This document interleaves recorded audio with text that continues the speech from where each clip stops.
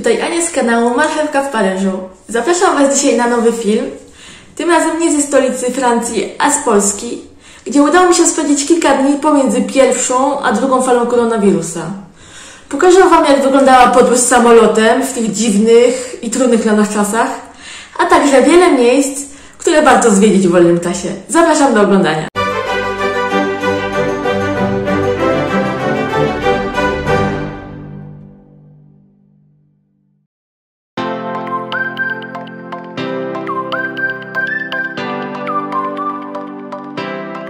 Mój lot do Polski odbył się w połowie lipca, niedługo po otwarciu granic i wznowieniu lotów.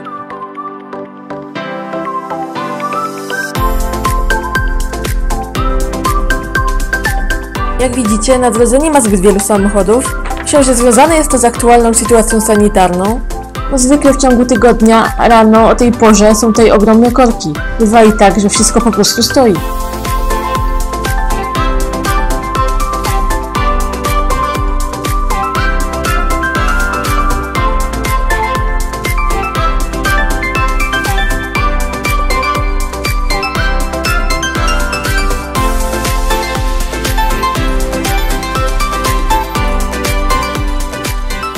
Po drodze minęliśmy Stade de France, który jest największym francuskim stadionem. Fani piłki nożnej kojarzą go pewnie z meczami reprezentacji francuskiej, a fani muzyki z największej sławy artystami, takimi jak Madonna, Celine Dion czy Metallica.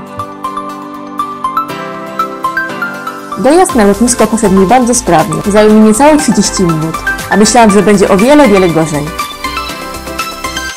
Za to na lotnisku nie było już tak kolorowo. Leciałam z lotniska Roissy-Charles de Gaulle, które jest największym lotniskiem we Francji. Jest po prostu ogromne. Lotnisko tworzą 3 duże terminale, które dzielą się na kilka mniejszych. W lipcu terminale 1 i 3 pozostawały zamknięte, a loty odbywały się jedynie z maleńkiej części terminalu numer 2. Wyobraźcie sobie teraz tą ogromną ilość ludzi, która została skumulowana na terenie terminala numer 2. Mimo tego, że tych lotów tego dnia nie było jakoś specjalnie dużo, zaczęłam się zastanawiać, czy ja zdążę w ogóle na swój samolot. Rzeczą, która mnie zaskoczyła, było to, że na terminal mógł wejść każdy, kto miał maseczkę, obojętnie czy był pasażerem, czy też osobą towarzyszącą. Nie było też pomiaru temperatury przy wejściu na lotnisku, tak jak to miało miejsce na przykład w Polsce. Jedyną nowością była kontrola paszportowa poprzedzająca kontrolę osobistą. Ta druga poszła już całkiem sprawnie. Gdy weszłam na strefę bezcłową, okazało się, że prawie nikogo tam nie ma. Nie mam pojęcia, kim byli ci ludzie przy wejściu do terminala.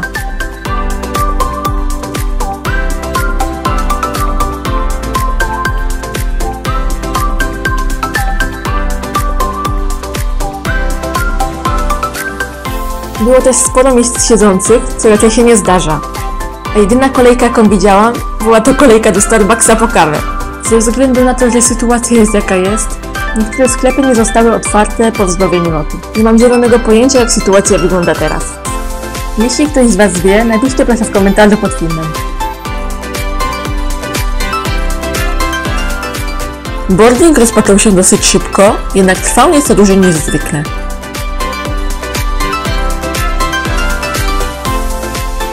Pasażerowie wpuszczani byli rzędami przez tylne wejście samolotu.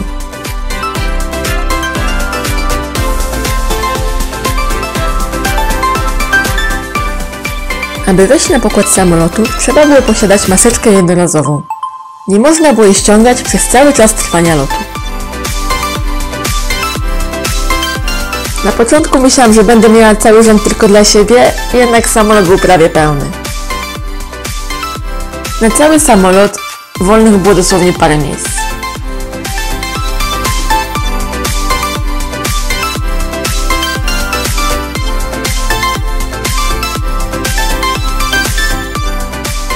Lot przebiegał normalnie, trwał niecałe 2 godziny.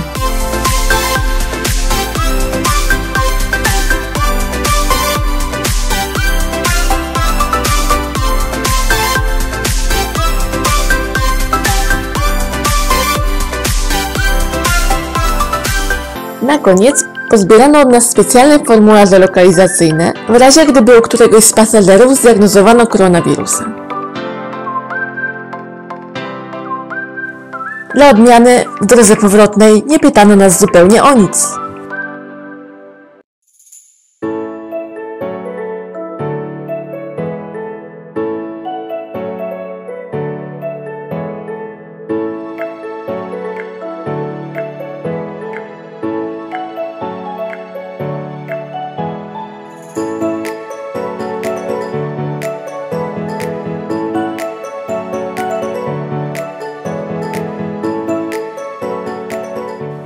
Po wylądowaniu na lotnisku w Krakowie wszystko było po staremu.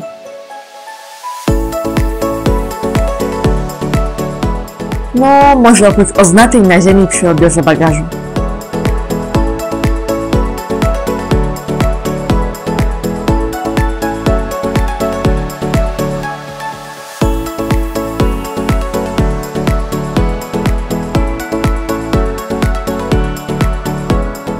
Aha.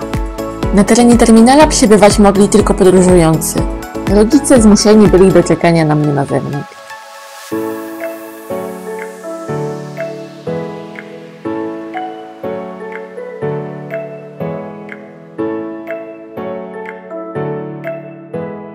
Przed odjazdem nie mogłam sobie odmówić zapiekanki z pobliskiego baru. Po prostu pycha.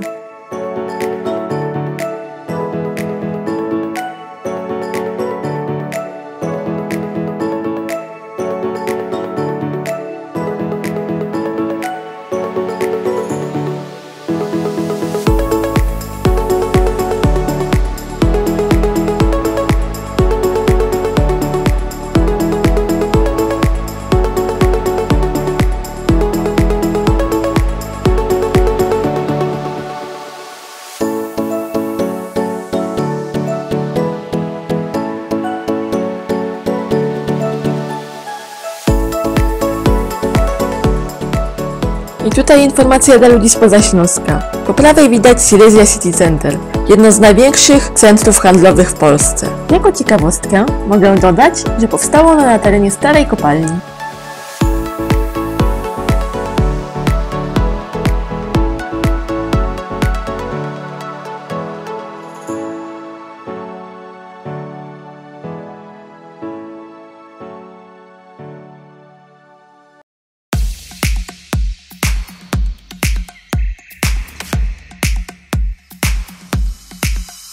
Na Śląsku zdziwiły mnie puste sklepy.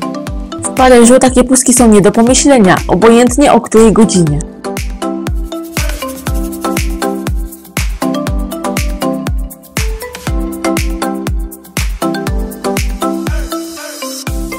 Następnego dnia pojechaliśmy z rodzicami odwiedzić rodzinkę na wsi.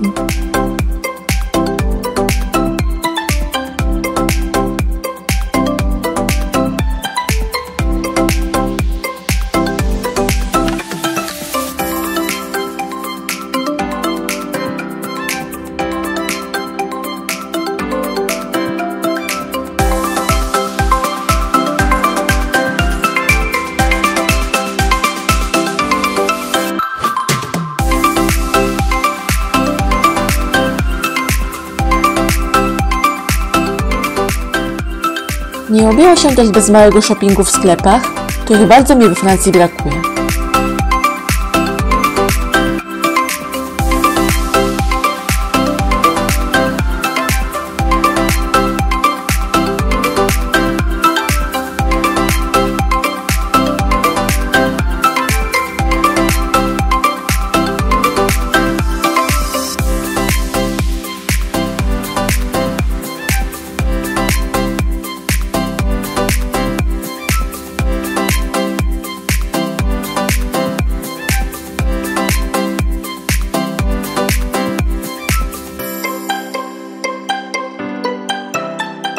Po kilku dniach spędzonych na wsi, wyruszyliśmy w końcu na wielkie, zasłużone wakacje w Beskidzie Żywieckim, a konkretnie Węgierskiej Górce, jak zresztą co roku.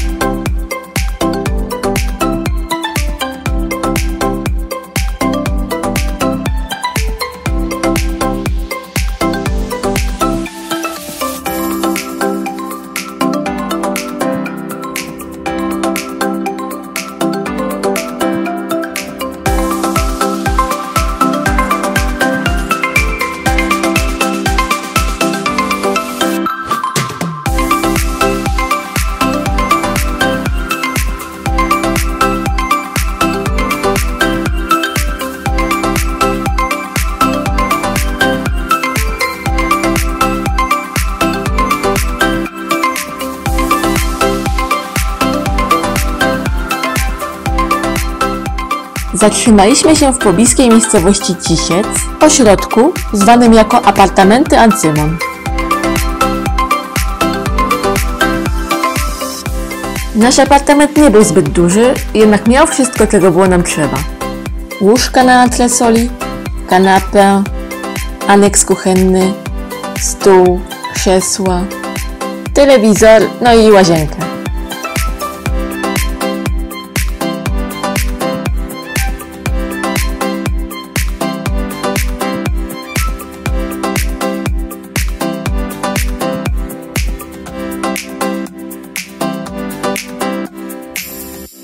Jeśli ktoś nie zamierza spędzać dużo czasu w pokoju, a o to chyba chodzi na wakacjach, taki apartament w zupełności wystarczy. Na zewnątrz znajdował się drewniany domek z miejscem na grilla czy ognisko.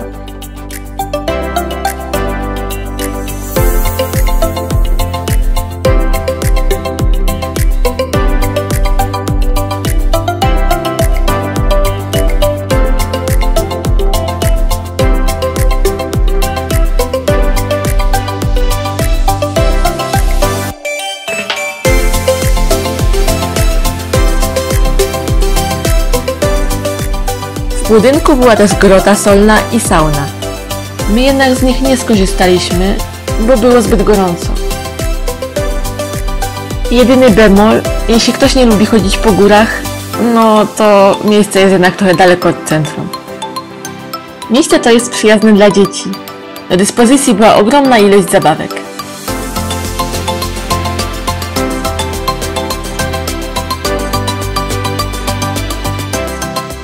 Na urlopie dużo spacerowaliśmy. Najczęściej po pobliskim parku. Przyznajcie sami, widoki są świetne.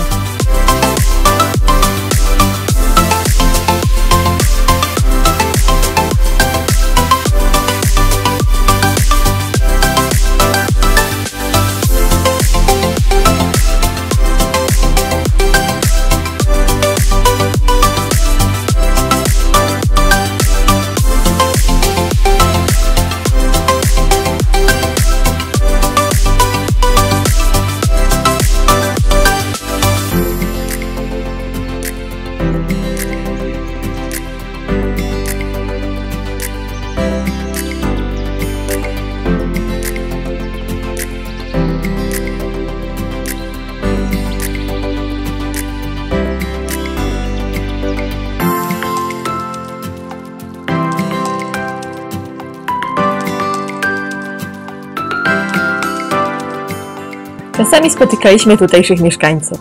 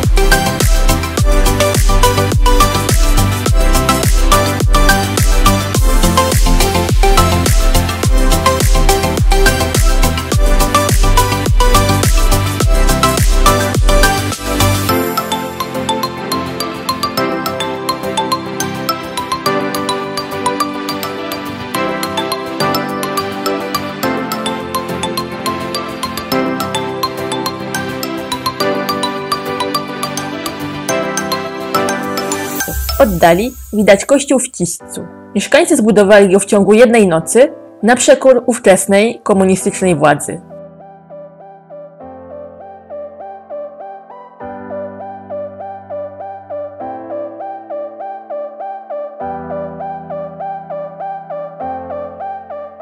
Będąc w Węgierskiej Górce, koniecznie musicie zobaczyć Aleję Rozbójników w centrum miejscowości. Tworzą ją ogromne drewniane rzeźby przedstawiające najbardziej znanych rozbójników w historii regionu.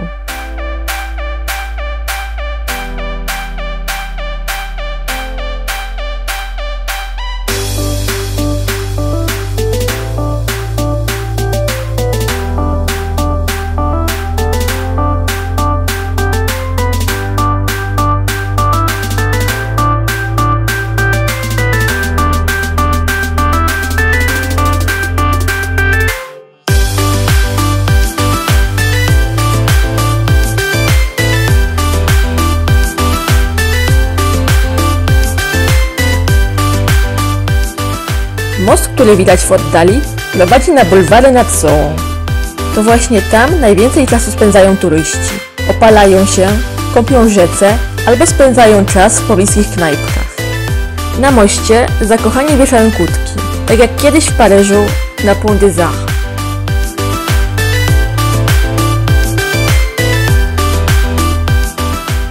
Po długich spacerach często szliśmy na obiad do jednej z knajpek znajdujących się w pobliżu. Karczma pod Baranią lub karczma pod Niedźwiedziem.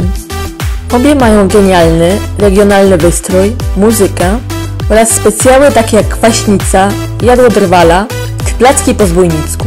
No i czekadełko, domowy chleb ze smalcem, który jest po prostu pyszny.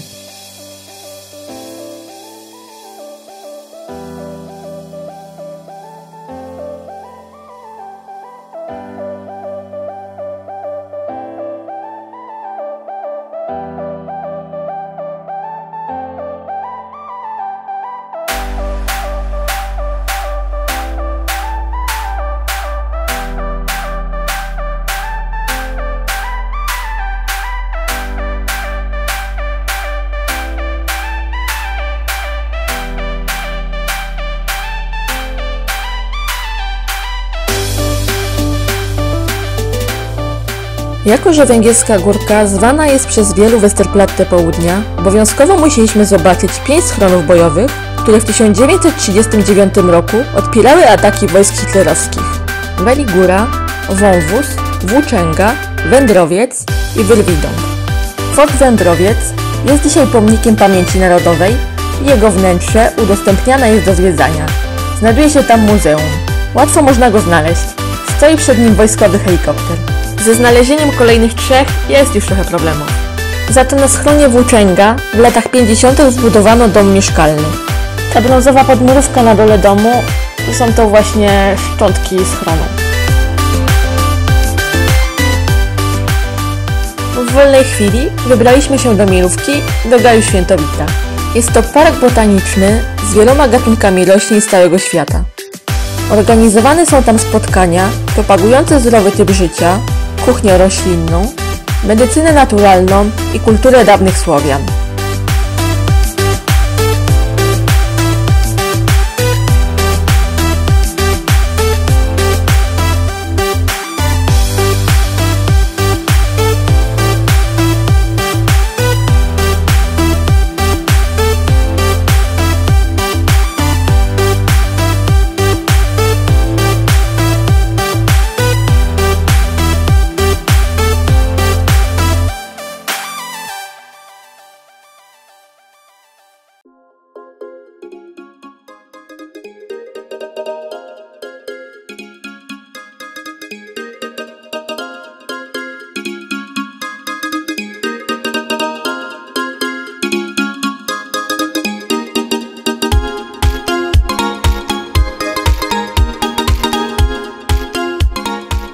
Naszym przewodnikiem był mały Wiktorek, który dał nam ostro popalić.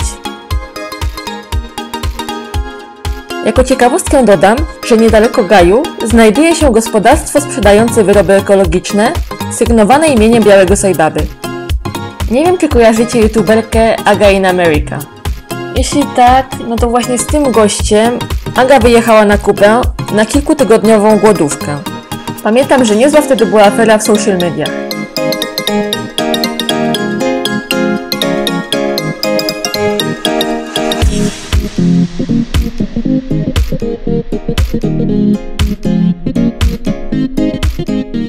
Obowiązkową częścią naszego urlopu zawsze jest wycieczka na Słowację.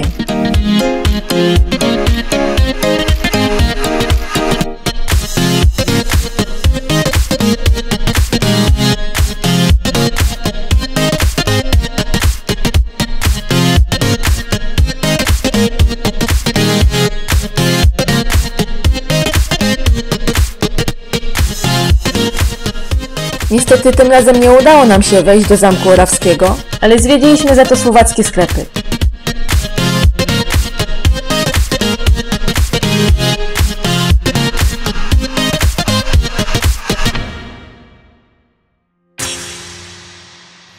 Na koniec urlopu wybraliśmy się do Żywca. Zwiedziliśmy tam Park Habsburgów i Muzeum Miejskie.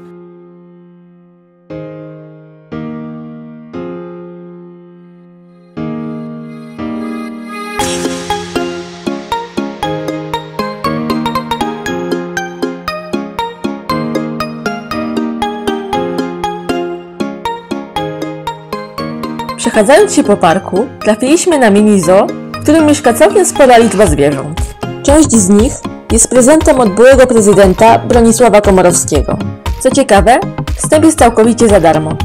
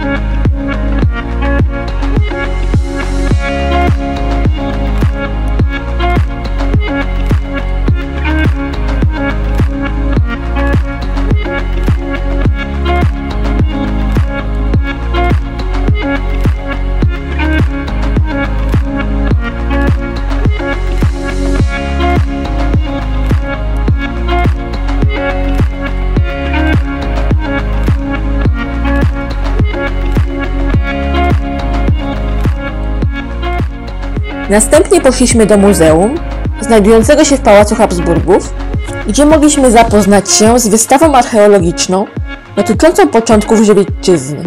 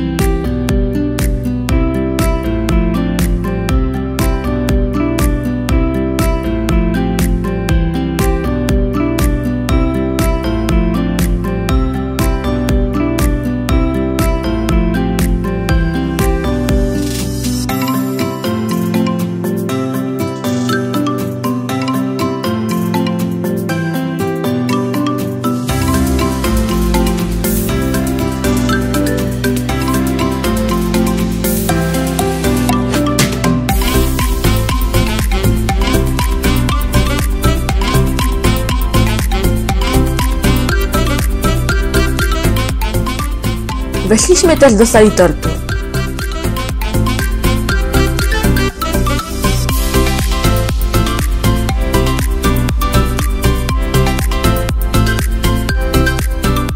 W jednym z pomieszczeń pałacu umieszczono pamiątki historyczne, np. rękopisy dziejów miasta czy pamiątki cechowe.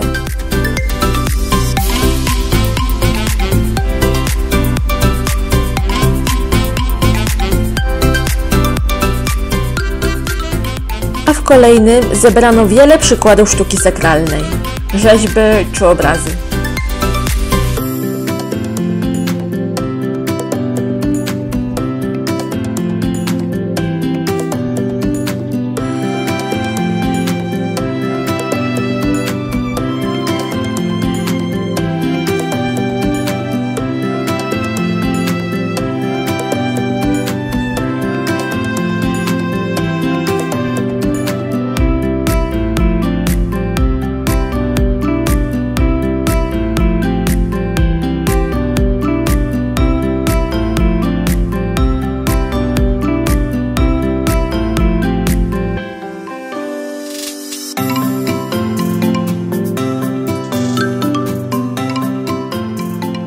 A w jeszcze innej tradycyjne mieszczańskie stroje żywieckie, czy też zabytkowe meble.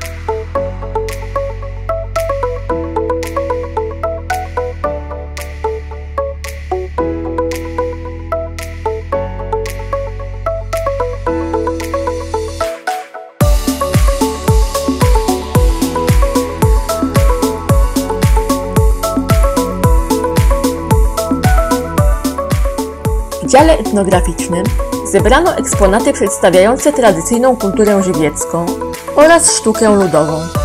I tutaj mam dowód dla mojego męża na to, że kiedyś kobiety w Polsce nosiły chusty na głowach.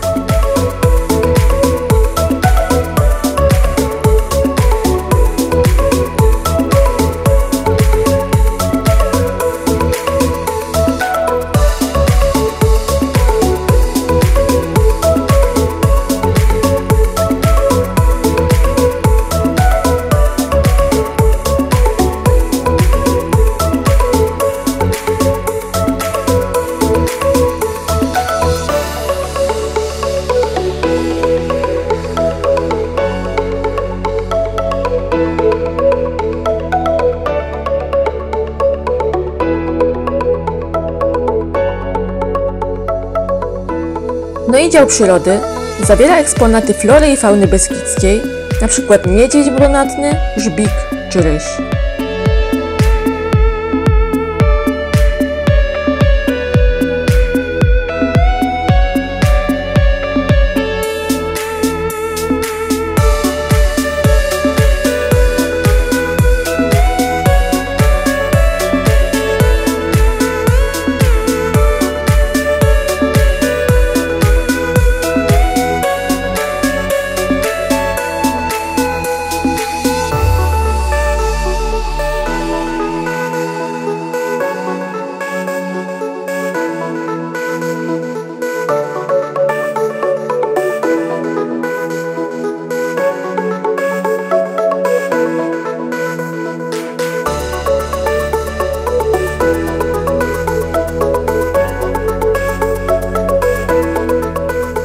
To co dobre szybko się kończy. No i w końcu musiałam wrócić do Paryża i do korków, których nigdy mi nie brakowało.